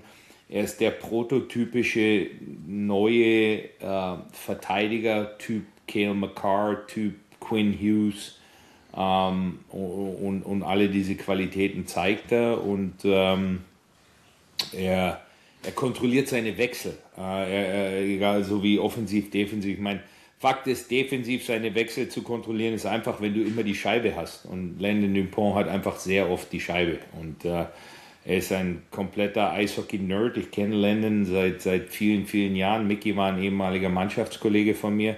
Sein Vater, der Junge ist Eishockey besessen. Er scheint wirklich was ganz, ganz Besonderes zu sein. Ja. Zweiter Schlagschuss betrifft Dylan Larkin, über den haben wir gerade schon gesprochen. Der ist noch bei den Detroit Red Wings, hat da auch eine No-Trade-Klausel, aber er ist jetzt bereit, diese streichen zu lassen, aber erstmal nur für 3 Teams. Und das sind die Vegas Golden Knights, die Florida Panthers und die Minnesota Wild.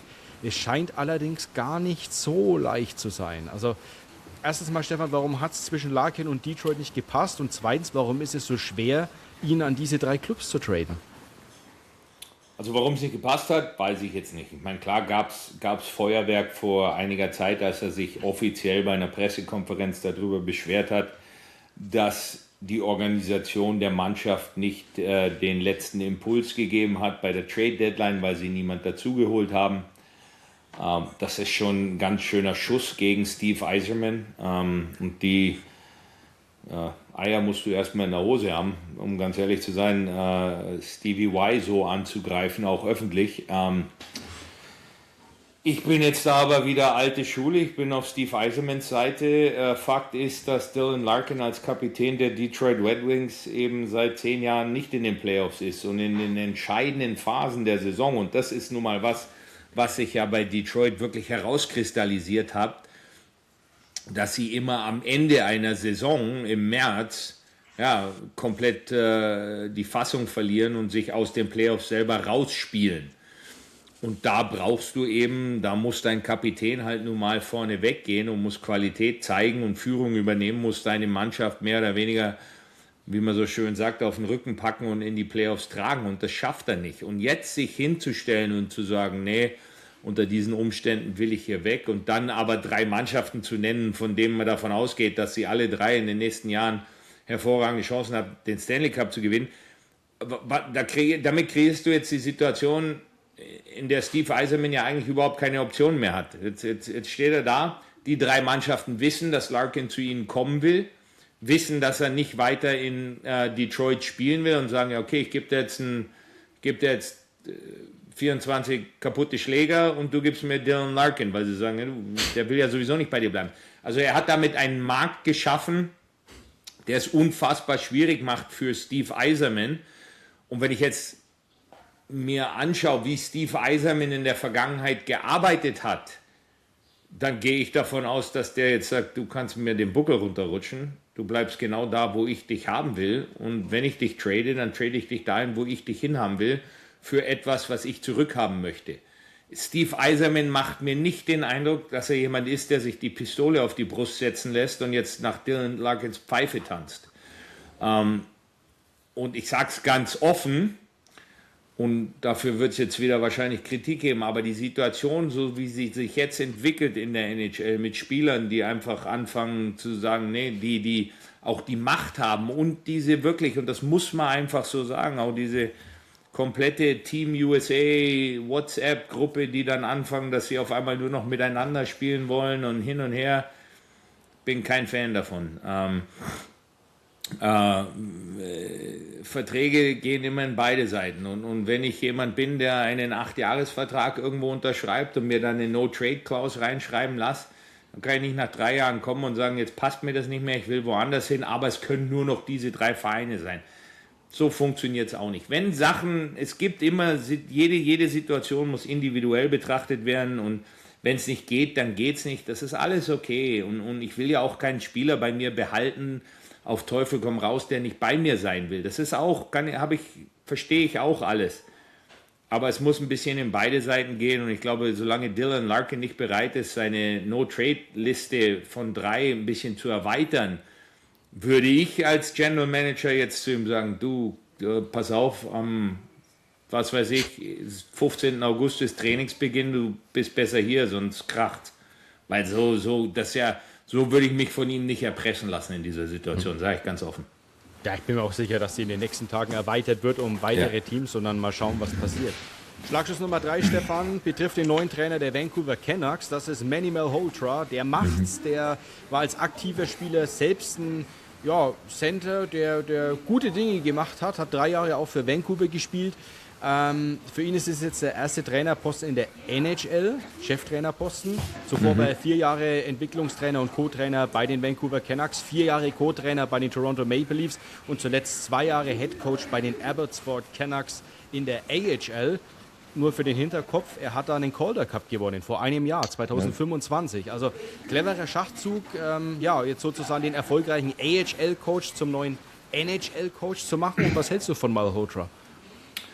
Ich habe nur positive Dinge über ihn gehört, was seine Arbeit angeht. Vor allem in Abbotsford er hat ganz offensichtlich einen hervorragenden Draht zu jungen Spielern, kann Spieler hervorragend analysieren und entwickeln und hat für sich in seiner Karriere jetzt einfach den nächsten Schritt gemacht, sage ich jetzt mal. Er hat seine Arbeit, seine Zeit abgesessen ist das falsche Wort, aber du weißt, was ich meine. Er hat seine Zeit investiert in seine eigene Entwicklung als Trainer und geht jetzt ganz normal den nächsten Schritt. Und in Vancouver ist ja den ganzen Sommer über sehr viel passiert. Du hast mit Ryan Johansson jetzt und den Henrik und Daniel Sedin die 3 Leute, die zuständig sind in Vancouver, und alle diese 3 Leute haben in der Vergangenheit mit Manny Malhotra zusammen gespielt. Also das ist jetzt wirklich eine Gruppe von 4 Leuten, die sich hervorragend kennt, die genau weiß, was sie voneinander zu erwarten hat,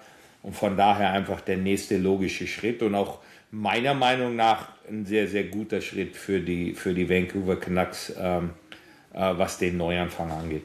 Ja, erinnert mich so ein bisschen an Marco Sturm in Boston vor einem Jahr. Also schauen wir mal, was Malhotra in Vancouver bewegen kann. Schlagschuss Nummer 4, Trainersuche bei den Edmonton Oilers. Mike Babcock soll sich bereits mit Spielern der Oilers getroffen haben. Stefan, du schüttelst schon mit dem Kopf. Es ist ein Trainer mit einer Vorgeschichte. Würde der nach Edmonton passen? Jetzt muss ich kurz drüber nachdenken, wer vielleicht diesem Podcast zuhört und was das für meine Zukunft bedeuten kann. Ich finde es eine absolute Frechheit, dass dieser Mann ein Thema in der NHL ist als Trainer. Ist für mich völlig unverständlich. Der hat seine Chancen gehabt. Er hat mehr als einmal bewiesen, dass er charakterlich mehr als fragwürdig handelt. Und ich finde das, ich kann es also zu 100% nicht nachvollziehen, weil auch nur, wie sich auch nur irgendein Verein mit dieser Personalie beschäftigen kann. Ich kann es nicht verstehen. Punkt. Dann Schlagschuss Nummer 5. Trainersuche bei den Toronto Maple Leafs. Auch das ein immerwährendes Thema in unseren Schlagschüssen. Es gibt mehrere Kandidaten jetzt mittlerweile, Stefan. Darunter Joe Pavelski, der noch nicht von Vegas freigegebene Bruce Cassidy, und auch ein Name aus der DEL taucht auf. Mannheims Coach Dallas Eakins. Wie werden sich die Leafs entscheiden, Stefan? Und kann Eakins tatsächlich ein NHL-Comeback geben? Ehrlich gesagt sind die Kandidaten, die bei Toronto in den letzten paar Wochen aufgetaucht sind, unfassbar variabel. Also die kommen ja wirklich von überall her. Ob das jetzt ein Pavelski ist mit 0 Trainererfahrung, um zu sagen, wir wollen den Schritt gehen wie die Montreal Canadiens, die Martin St. Louis von der Bank seiner 12-jährigen Söhne geholt hat, um erfolgreich eine NHL-Mannschaft zu trainieren. Oder eben gestandene NHL-Trainer wie Bruce Cassidy, die Stanley Cups gewonnen haben, zu holen, oder sich mit Dallas Eakins zu beschäftigen, der, was man nicht vergessen darf, in der Vergangenheit schon die Toronto Marlies trainiert hat, sehr erfolgreich trainiert hat und eine Vergangenheit in Toronto selber schon hat in der Organisation der Maple Leafs. Es ist querbeet, es ist wirklich alles mit dabei. Das Einzige, was ich dazu sagen kann, ist, dass man das sind nun mal die Toronto Maple Leafs, das darf man ja nicht vergessen, der Markt fordert ja schon etwas von dir. Also das ist ja genau das, wo wir vorher drüber gesprochen haben. Ich würde jetzt sagen, okay, trade Austin Matthews, trade Nylander, nimm Gavin McKenna als Nummer 1, trade vielleicht noch dazu, hol dir noch Nummer 2 und Nummer 3 im Draft dazu und bau komplett von vorne auf. Das will aber in Toronto keiner hören. Also das wollen weder die Fans noch die Sponsoren noch sonst irgendjemand hören in Toronto. Toronto will einen Stanley Cup Favoriten haben, und zwar jedes Jahr und immer. Sie haben ihn seit 25, 30, 40 Jahren nicht gehabt, davon mal ganz abgesehen, aber ist ja egal. Die Forderungen und die Ansprüche des Publikums und der Umgebung an diese Organisation sind etwas anderes. Aber wenn ich jetzt Bruce Cassidy hole, wie ist denn das anders als Greg Berube? Oder davor ein Mike Babcock. Das sind ja alles Trainer genau desselben Schlages, die woanders Stanley Cups gewonnen haben, die extrem erfolgreich sind. Peter Laviolette war auch jemand, der sich in Toronto, der interviewt worden ist, bevor er nach LA gegangen ist. Das haben wir ja alles schon gehabt, das haben wir ja alles schon probiert. Pavelski oder Eakins wären jetzt vielleicht was anderes. Eakins hat vielleicht in seiner Zeit in Europa unheimlich viel dazugelernt als Trainer, um andere Sichtweisen inzwischen zu haben, als er sie vielleicht noch vor 5, 6 Jahren gehabt hat. Pavelski bringt vielleicht komplett neues Blut mit rein. Also man hat ja diese anderen Dinge, diese alten Dinge, das ist ja in Toronto alles schon gemacht worden und 100-mal hintereinander probiert worden und es hat nicht funktioniert. Wer weiß. Fakt ist, dass ich John Chaika überhaupt nicht lesen kann. Vor allem allein schon aufgrund der Liste, die ich jetzt gesehen habe, wer da alles zur Debatte steht, weiß ich überhaupt nicht, was er will, was er machen möchte. Und von daher spannende Situation in Toronto, aber für mich komplett undurchsichtig. Der 6. und letzte Schlagschuss für Episode Nummer 47 ist mal wieder ein buntes Thema, Stefan. Es geht um Sprüche in der Kabine. Du warst ja beim Finale unterwegs und kann verraten, in der Meisterkabine der Carolina Hurricanes waren wirklich überall Sprüche. Also wirklich überall. Über den Türen, über den Spinden, an den Wänden, teilweise sogar als Tapete mit immer wiederkehrenden Sprüchen. Also so viel habe ich tatsächlich auch noch nicht gesehen. Und was war darauf zu lesen? Es waren Sprüche wie Believe, also Glaube, Do it right, mach es richtig, Earn the right, verdiene dir das Recht, Everything matters, alles zählt. Oder Sacrifice, also Opfern. Und genau Sacrifice wurde auch noch garniert mit einer echten Axt und einer echten Kette. Warum auch immer, ich bin leider nicht dahinter gekommen. Du kennst NHL-Kabinen, Stefan. Was machen solche Sprüche mit Spielern? Wie viel bringt das wirklich? Und was war so ein Spruch, der dir hängen geblieben ist in der Kabine in deiner Karriere? Also, was bringt das? Das kommt immer auf die Gruppe drauf an. Werden diese Sprüche dann auch wirklich gelebt? Werden sie vorgelebt? Werden sie eingehalten? Bedeuten sie wirklich was für die Truppe? Und im Falle von Carolina, glaube ich, alleine schon, wenn ich mir anschaue, wer ihr Trainer ist, wie er arbeitet, wie er seine komplette NHL-Karriere auch gespielt hat, sind diese Sprüche das ist kein Blödsinn, sondern das ist Carolina, das ist Rod Brind'Amour, das ist so, wie er arbeitet, wie er das vorlebt, und dann machen solche Dinge auch Sinn. Wenn du, sage ich jetzt mal, sowas nicht hast, wenn es nicht Teil deiner Kultur ist, das dann auf einen Schlag einfach von einer Saison auf die nächste anzufangen, wenn deine Mannschaft nach dem Sommer zurückkommt und deine komplette Kabine ist voll geklebt mit Sprüchen und all diesen Dingen, dann wird es schwierig. Von daher muss man das langsam etablieren, sage ich jetzt mal. Sie sind absolut hilfreich. Das ist im mentalen Bereich etwas. Du musst sowieso immer alles wieder, und es geht ja auch, habe ich ja schon oft genug gesagt, Trainer zu sein in der heutigen Zeit für mich ist 80, 85, 90% Menschenführung. Und du musst halt die Jungs dazu bringen, gemeinsam an die gleichen Dinge zu glauben. Und da helfen solche Dinge absolut. Und auch für mich waren das dann immer Sachen. Bei uns damals war es halt noch nicht so, dass sie an der Wand geklebt sind, aber du hast halt immer wieder dieselben Dinge gesagt. Und etwas, was für mich immer ein Spruch war, der mir persönlich immer wahnsinnig viel geholfen hat und den ich habe dann immer gefühlt mit diesem Spruch versucht, die richtigen Leute dafür zu finden, ist der Spruch im Sinne von, ich muss jetzt überlegen, wie ich genau das jetzt auf Deutsch formuliere. Warte mal, ich suche ihn mal ganz schnell. Habe ihn nämlich. Die Spannung steigt. Ja, das ist so ein typischer, das ist jetzt also nichts Besonderes in dem Sinne, so ein typischer Spruch, wie er halt ist im Eishockey. Saved, warte, ich finde ihn gleich. Aber stark, dass du den immer noch griffbereit hast. Das hat also was mit dir gemacht. Ich habe eine ganze Liste davon sogar. Aber du wirst lachen. Ich bin mal gespannt, wie die Nürnberger Kabine dann ausschauen wird, wenn die aus dem Sommer zurückkommen. Aber bei uns hängen ja eh schon ein paar Sachen. Aber im Endeffekt läuft es darauf hinaus, zu sagen, the real skill is showing up when you don't feel like it. Also, wie soll ich das sagen? Also, es ist zu kommen, zu trainieren, hart zu arbeiten, wenn du dich nicht danach fühlst, ist was Besonderes. Weil wir haben alle schlechte Tage, weißt du, was ich meine? Also jeder hat einen Scheißtag und will nicht. Und das letzte Spiel ist nicht so gelaufen. Mein Kind hat die ganze Nacht geschrien und ich habe kaum geschlafen. Alle diese Dinge, ja, sind Teil des Lebens. Die haben mit Eishockey nichts zu tun, sondern sind einfach Teil des Lebens, erwachsen zu sein, Familienvater zu sein, alle diese Dinge. Und aber trotzdem, wenn alle diese Dinge nicht so laufen, wie du dir das vorstellst, dann trotzdem zu kommen und alle die Dinge zu machen, die es braucht, um erfolgreich zu sein, das ist real skill für mich. Das ist eine Eigenschaft, die man haben muss, wenn man Erfolg haben will. Ja? Und auch die Dinge zu tun, die du tun musst, wenn dir keiner zuschaut. Ja? Es ist einfach hart zu trainieren, wenn alle da sind und der Trainer guckt. Aber es ist richtig schwierig, hart zu trainieren, wenn du alleine im Sommer bist und alleine im Kraftraum sitzt und keiner schaut dir zu. Und das sind so die Dinge, die für mich wichtig sind. Und wenn ich die Typen finde, von denen ich überzeugt bin, dass sie das machen, dann glaube ich, habe ich das richtige Skelett dafür, eine richtige Mannschaft zu finden und zusammenzubauen.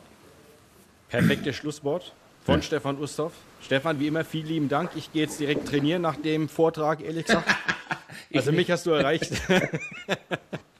In diesem Sinne, vielen lieben Dank wie immer für deine Expertise, Stefan. Super interessant heute wieder. Wir hören uns dann nochmal nach dem Draft und vor der Free Agency.